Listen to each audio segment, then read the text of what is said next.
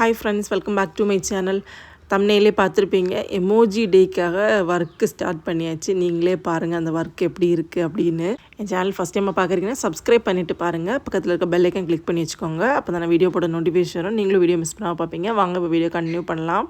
இது நேற்றுக்கு எடுத்த வீடியோ, தேர்ஸ்டே. ஸோ நேற்றுக்கு அவனுக்கு லஞ்சு ஸ்நாக்ஸ் என்ன கொடுத்துட்டேன்னு பார்த்தீங்கன்னா, ரைஸ் வச்சுருந்தேன், அப்புறம் எக் ஆம்லேட், ரசம், நெத்திலி மீன் ஃப்ரை, அப்புறம் ஸ்நாக்ஸுக்கு பார்த்தீங்கன்னா பைனாப்பிள் கட் பண்ணி வச்சுருக்கேன், டேட்ஸு, நட்ஸு வச்சுருக்கேன். ரிஷியோட ஸ்கூலில் வந்து பேக்கரி ஐட்டம்ஸ் வந்து நாட் அலோடு. ஸோ நான் அவனுக்கு வீட்டிலே சிப்ஸ் பண்ணி அவனுக்கு கொடுத்து விட்டேன் ஈவினிங் ஸ்நாக்ஸுக்காக.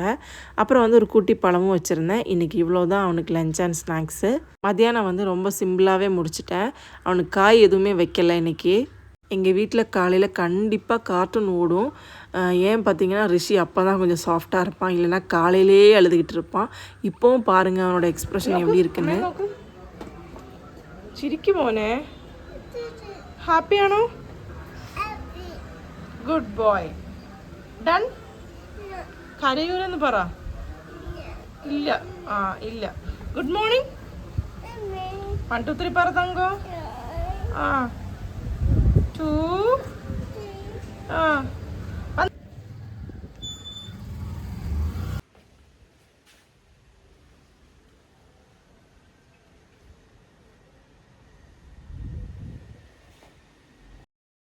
ரிஷி அனுப்பிட்டு அப்படியே நான் கிளம்பி டிரைவிங் கிளாஸ் வந்துட்டேன்.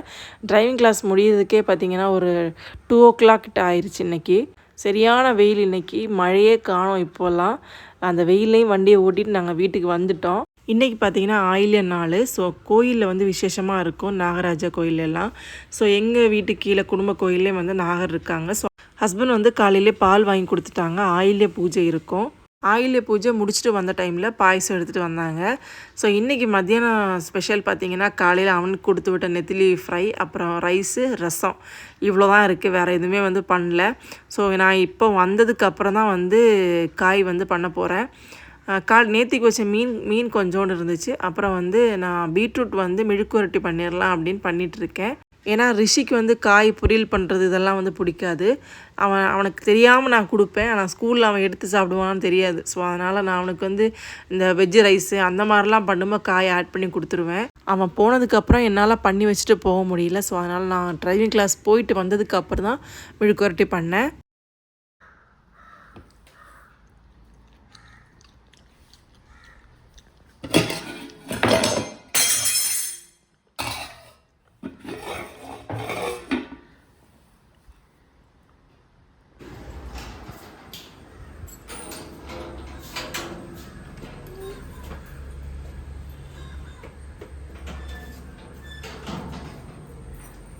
ரிஷி,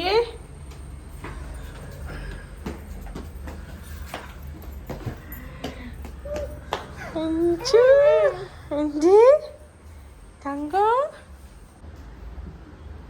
കൂട്ടുകൂടുവാൻ ആരുമില്ലെങ്കിൽ ഞാനും കൊണ്ട് നിന്റെ കൂടെ കൂട്ടുകൂടുവാൻ. നാട്ടുകാഴ്ചകൾ കണ്ടു രസിക്കാൻ പുതിയ നല്ല കൂട്ടുകാർ സ്വന്തമാക്കിയിടാം.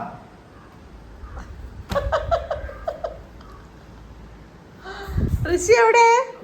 ரிஷிக்கு பார்த்திங்கன்னா நாளைக்கு எமோஜி டே. ஸோ இன்றைக்கி வந்து ஏதாச்சும் வந்து அவனுக்கு பண்ணணும். ஸோ அதனால் என்னோடய பிஎட் புக்ஸு, இந்த ஃப்ளாஷ் கார்டு அதெல்லாம் வந்து தேடிட்டுருக்கேன். ஃப்ளாஷ் கார்டு ஏதாச்சும் கிடச்சிதுன்னா அதுக்கு மேலே வந்து நம்ம ஸ்மைலியை ஒட்டிடலாம். ஸோ அதுக்காக தேடிட்டு இருந்தேன். ஆனால் எதுவுமே கிடைக்கல. பிஎட் படிச்சுட்டு இருந்தப்போ வந்து கண்டிப்பாக ப்ரூம் ஸ்டிக்கில் ஒரு ஆர்ட் வந்து பண்ணணும் எங்களுக்கு. அது ஒரு டாஸ்க் மாதிரி. ஸோ நான் பண்ணியிருந்தது பார்த்திங்கன்னா ஒரு கிட்டார் ஷேப்பில் வந்து நான் பண்ணியிருந்தேன். இது வந்து ஃபுல்லாகவே வந்து ஈக்கிளில் பண்ணுறது, ப்ரூம் ஸ்டிக்கில். அது நான் வந்து பண்ணியிருந்தேன். அவுட்லைன் மட்டும் த்ரெட்டு கொடுத்துருந்தேன். ஸோ இது நான் மட்டும் பண்ணதில்லை, நானும் எங்கள் அம்மாவும் சேர்ந்து பண்ணது. அந்த டைமில் ஃபுல்லாக அம்மாவும் நானும் உட்காந்துருந்து ஒரு 4-5 நாள் ஆயிடுச்சு இது பண்ணி முடிக்கிறதுக்கே. அப்புறம் நிறைய வந்து இந்த மாதிரி சார்ட்டில் வந்து கட் பண்ணி நிறைய பண்ணதெல்லாம் இருந்துச்சு. ஆனால் ஃப்ளாஷ் கார்டு மட்டும் கிடைக்கவே இல்லை. ஸோ அந்த கம்பாச்சும் கிடைக்கும்னு நினச்சேன், அதுவும் கிடைக்கல. ஸோ மேலேருந்து ரெங்குப்பட்டி எடுத்தது வேஸ்ட்டாக போச்சு. அப்புறம் வந்து நிறைய இந்த மாதிரி கார்ட்ஸ் இதெல்லாம் வந்து பார்த்துட்டு இருந்தேன். பழைய ஞாபகங்கள்லாம் வந்துக்கிட்டே இருந்துச்சு.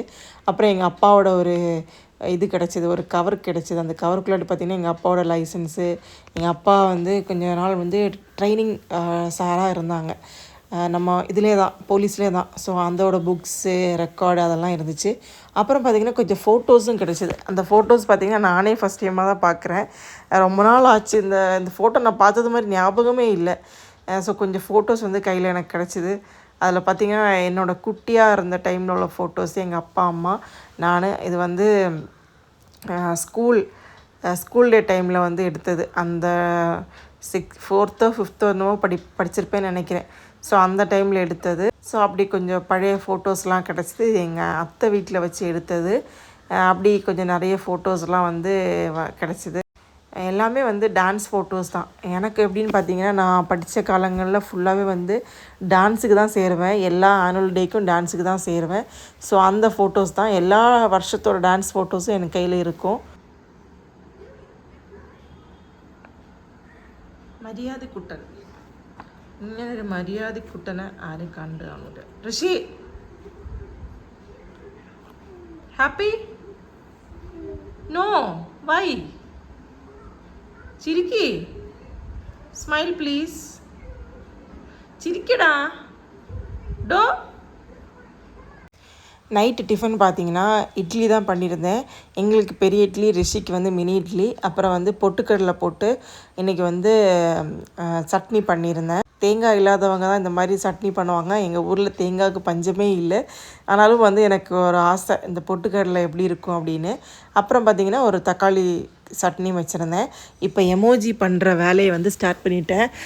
ஸ்கூலில் வந்து அவனுக்கு ஒர்க்கு கொடுத்துருந்தாங்க. அவன் ஒர்க் வந்து ஸ்கூலில் வந்து கொடுத்தது பார்த்திங்கன்னா ரிஷிக்கு இல்லை, எங்களுக்கு தான் கொடுத்துருக்காங்க, பேரண்ட்ஸுக்காக தான்.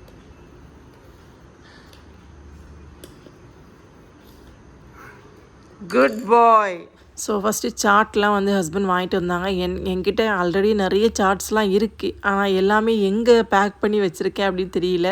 என் கல்யாண டைமில் எல்லாமே வந்து பேக் பண்ணி அங்கே எங்கேயா வச்சுருந்தோம். ஸோ எங்கே போச்சு அப்படின்னு தெரியல. நான் வந்து ஃபஸ்ட் எல்லாமே வரைஞ்சி கட் பண்ணி கலரும் பண்ணிட்டேன். ஹஸ்பண்ட் வந்து எல்லாமே ஒட்டிக்கிட்டு இருந்தாங்க. அந்த ஸ்டிக்கு கிடைக்கிறது தான் ரொம்ப கஷ்டமாக போச்சு. அப்புறம் என் நாத்தனார் வீட்டிலேருந்து அந்த ஸ்டிக் எடுத்துகிட்டு வந்தேன். அவங்க வந்து ஆர்ட்லாம் வந்து பண்ணுவாங்க. ஸோ அவங்க கையிலேருந்து எடுத்துகிட்டு வந்தேன். இதுதான் வந்து ஃபைனல் லுக்கு. நாளைக்கு வந்து ரிஷியை ஃபோட்டோ எடுக்கிறேன். அப்போ நான் காமிக்கிறேன், அடுத்த விலாகில் பாருங்கள். அவ்வளோதான் ஃப்ரெண்ட்ஸ், இந்த வீடியோ நான் இதோட முடிச்சுக்கிறேன். இந்த வீடியோ வந்து உங்களுக்கு பிடிச்சிருக்குன்னா லைக் பண்ணுங்கள், சப்ஸ்கிரைப் பண்ணுங்கள். அடுத்த ஒரு சூப்பரான வீடியோவில் பார்க்கலாம். அது வரைக்கும் பாய் ஃப்ரெண்ட்ஸ்.